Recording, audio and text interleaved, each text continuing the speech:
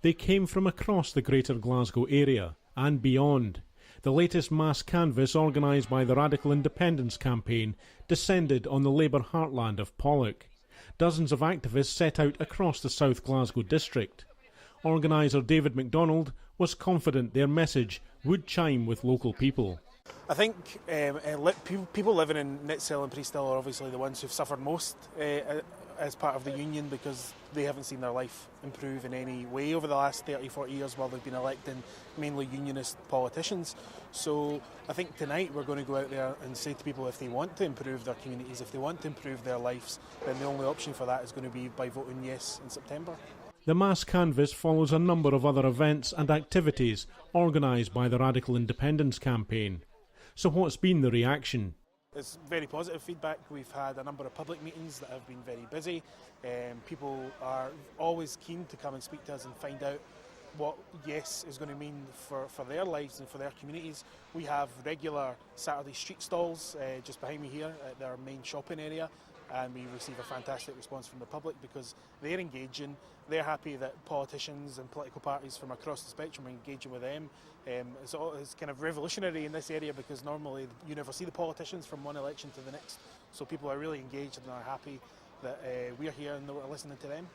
Activists attending this canvass were organised into teams of 3 and 4 and deployed en masse to targeted addresses. Bill Craig has been campaigning for Scottish independence for decades, and although he feels the momentum is with the Yes campaign, he is far from complacent. There's still, as they say, there's still work to do because some people are uncertain. There's a low awareness of just what's involved in politics, and people get quite confused between constitution and ordinary political things like taxation, which is separate.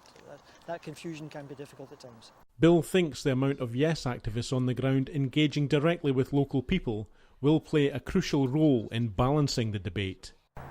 We need that advantage because of the control they have of the media. I think that's the way I would look at it. But it is an advantage because we can be out at all hours of the day and night and talking to friends and relatives, and you don't need a deep conversation. It's just letting them know that you're involved in the Yes campaign raises the question in their mind. For other activists like Catherine Baird, the mass canvass approach helps build solidarity amongst Yes campaigners, but also demonstrates that even in Labour heartlands there are very good reasons why people should back independence. For me it's important because I think it's important when you're campaigning for something to see that there's loads of like-minded people that think exactly the same way you do, and loads of people that think it's important. But I think it's good for an area as well, like for the people in Pollock to know that there's people from all over the place that care enough to come out and make sure they're well informed, make sure they know what's going on, and to help them to get registered if they're not, and maybe to help them to find out more about the debate. Radical independence campaigners are expected to walk the walk and talk the talk.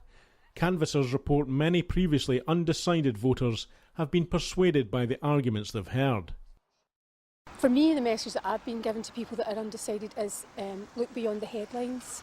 And I think that's probably one of the most important things. People see the headlines, see the stuff on BBC or the stuff in the newspapers, and sometimes that's all they read is the headlines, and the media are aware of the power of that.